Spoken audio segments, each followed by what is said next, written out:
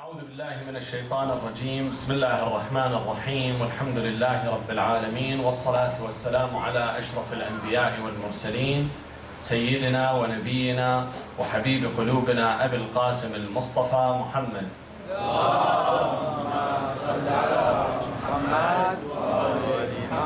وعلى أهل بيته الطيبين الطاهرين. قال تعالى في كتابه الكريم: بسم الله الرحمن الرحيم، إنا أنزلناه في ليلة مباركة إنا كنا منذرين فيها يفرق كل أمر حكيم أمرا من عندنا إنا كنا مرسلين صدق الله العلي العظيم.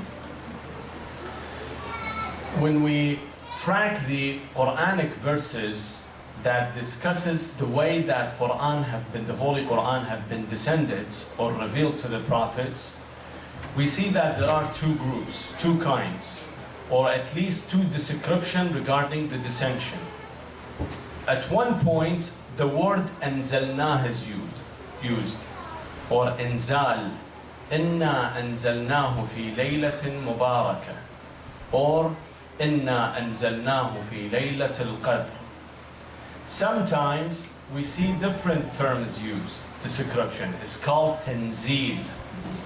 The ayah says, وَقُرْآنًا فَرَقْنَاهُ لِتَقْرَأَهُ عَلَى النَّاسِ عَلَى مُكْثٍ وَنَزَّلْنَاهُ تَنزِيلًا. What is the difference between the two terms? The first term, إنزال, meaning that the descending of the Holy Quran took place as a single one unit, right at one spot. While Tanzil, meaning that it has been revealed to the Prophet, but in a stepwise manner, over a long period of time. So here are the two descriptions. So did it happen that Quran was revealed once, and then it was divided into pieces and was delivered to the Prophet? That's what the scholars say. And they say, I really urge my sisters, dear sisters, if they can keep the children quiet or send them upstairs so we can have a good better way to understand the topic. Sallu ala Muhammadin wa ali Muhammad.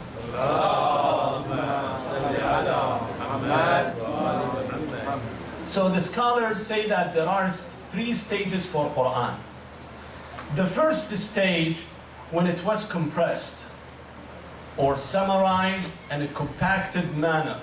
Here the Quran says, إِنَّهُ لَقُرْآنٌ كَرِيمٌ فِي كِتَابٍ مَكْنُونٍ. The Quran first was part of a compressed, summarized book that is called Kitabun Maknoon, or a well-guarded Quran. That was the first stage.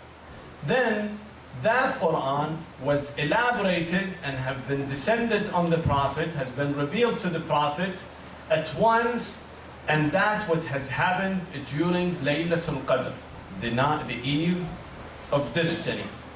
And then after that, the Quran descended in a period of 23 years in small pieces of verses. So the first part, that it's considered to be the Quran have been in a compact form or a summarized form, as the ayah have denoted, that Allah subhanahu wa ta'ala says, إِنَّهُ لَقُرْآنٌ كَرِيمٌ فِي كِتَابٍ مَكْنُونٍ. Before that God has created this entire universe, He has created the book, the bylaws, the constitution of this universe.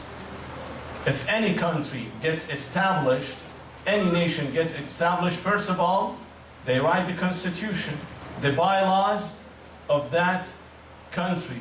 You want to establish a company and an institute. What do you do first? First, you set the objective, and then you set the procedures that meet the objective. Then from those procedures, you try to make the laws. Based on those laws, you proceed in order to achieve the objective of that, or the goal of that company. So Allah subhanahu wa ta'ala has written the constitution of this universe in the form of book called Kitabun Maknoon, well-guarded book. But this book was a compressed book in a zip file. You know what zip file is. This tiny little file, you can compress many files in that zip files. You can put your audio files, video files, pictures, all kind of files in that zip file. Once that zip file is undone, then all the files come out and then you will see the elaboration. The same thing, Allah subhanahu wa ta'ala has created this book that was compacted, summarized in a compressed fashion. That was before the creation of this universe. I can give you another example. You see the palm tree, this big palm tree that gives you fruits, dates and everything, and nourishment. That's in its elaborate form. But take the seed of that palm tree, it is the compressed form. The same seed eventually becomes the palm tree, right? So you have two kinds. One is the compressed form, the one that has been summarized in a form of seed, versus the big tall palm tree that gives you dates and fruits and nourishment. So the same thing. Quran was part of that great book that Allah subhanahu wa ta'ala has written before the creation of this universe. That was the first stage. After that, Allah has created a human, mankind, and all the animals and everything was established on the face of this planet. Then God revealed the Quran in its elaborate form, and it was revealed to the Prophet at once. Right? Was given at once to the Prophet. نزل به الروح الأمين على قلبك. The Holy Spirit brought the Quran at one incident as a single unit on your heart, was descended on your heart. And that's what the ayah in Surah Al-Qadr reveals. إِنَّا أَنزَلْنَاهُ فِي لَيْلَةِ الْقَدْرِ. That Quran descended in one unit, in a form of one unit. The same Quran that we read right now was revealed to the Prophet in one unit. Then after that, or even maybe that incident took after the Prophet of the prophethood of Rasulullah sallallahu alayhi wa alayhi, then we had the third stage where Quran came into pieces. The first one came on 27th of Rajab, when 5 verses were revealed to the Prophet, and after that, by time, upon incident, there were events taking place, some wars taking place, some important things happened, that Quran was revealed to the Prophet accordingly, over a period of 23 years of his prophethood. Sallu ala Muhammadin wa ali Muhammad. Allahumma salli ala Muhammad wa ali Muhammad. And that's what the ayah says. وَقُرْآنًا فَرَقْنَاهُ لِتَقْرَأَهُ عَلَى النَّاسِ عَلَى مُكْثٍ. We have given you a Quran that you recite deliberately in pieces over a period of time. لِتَقْرَأَهُ عَلَى النَّاسِ عَلَى مُكْثٍ. مُكْث meaning slowly, gradually. وَنَزَّلْنَاهُ تَنزِيلًا. Now, what is the evidence that Quran was revealed at once? The ulama say that this indication has been written in Quran. Quran says in one ayah, وَلَا تَعْجَلْ بِالْقُرْآنِ مِنْ قَبْلِ أَنْ يُقْضَى إِلَيْكَ وَحْيُهُ. Do not reveal the Quran before its revelation. What is the revelation? When the ayat were descended on the Prophet, at that time the Prophet would tell his companions, those would corroborate the Quran into pieces of information on pieces of papers. Therefore, the Quran would become a written one. But the Quran has warned the Prophet, do not reveal the Quran before the wahy come to you. Meaning that before Allah subhanahu wa ta'ala has given him the information and the knowledge about Quran. There is another ayah that says, لا تحرك به لسانك. Don't let your tongue to speak it out. لِتَعْجَلَ بِهِ. Don't be in hasten, in haste. Rather be deliberate. إِنَّ عَلَيْنَا جَمْعَهُ وَقُرْآنَهُ فَإِذَا قَرَأْنَا فَاتَّبِعْ قُرْآنَهُ.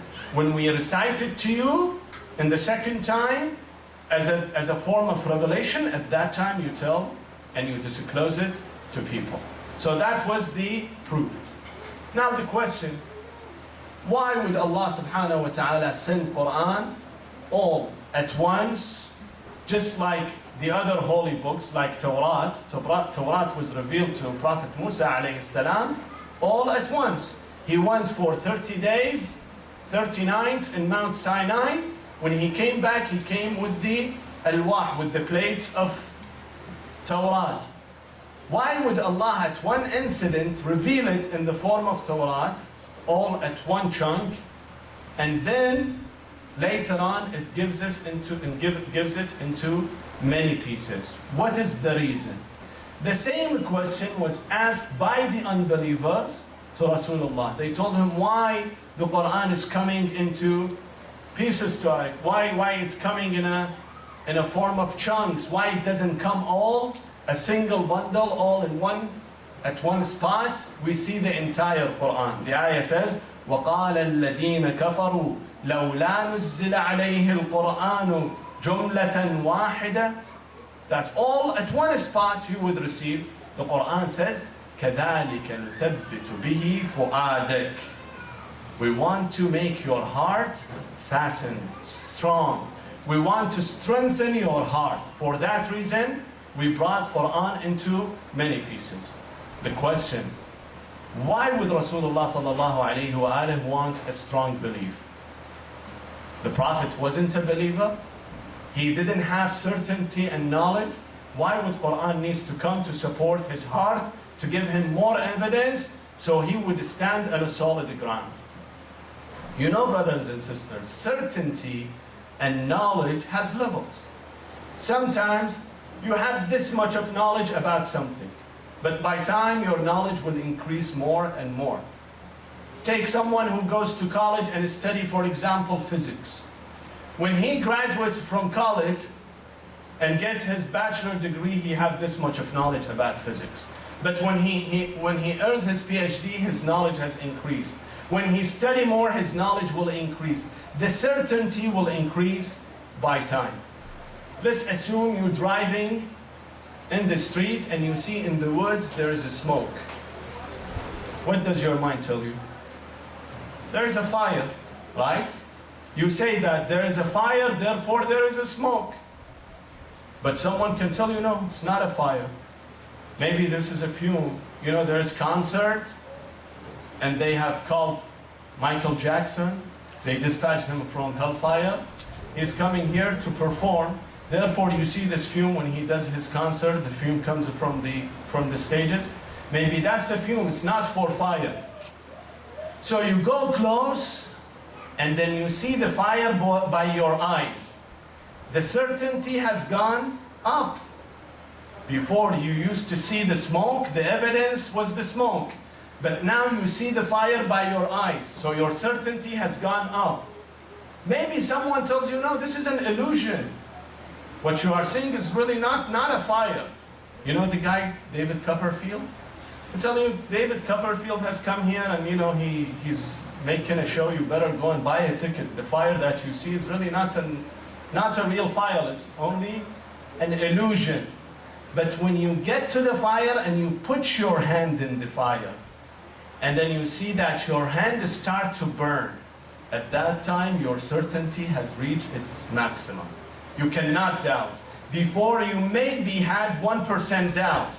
As you saw by your eyes, it was 1,000 doubt. But when you touched the fire and you felt the heat, at that time your doubt all has gone. The certainty has increased. That's what the Quran says in Surah Al-Hakum Al-Takathur. It says, كَلَّا لَوْ تَعْلَمُونَ عِلْمَ الْيَقِينِ لَتَرَوُنَّ الْجَحِيمِ. If your knowledge reaches certainty, you will see the hellfire. We see the hellfire not in the day of judgment.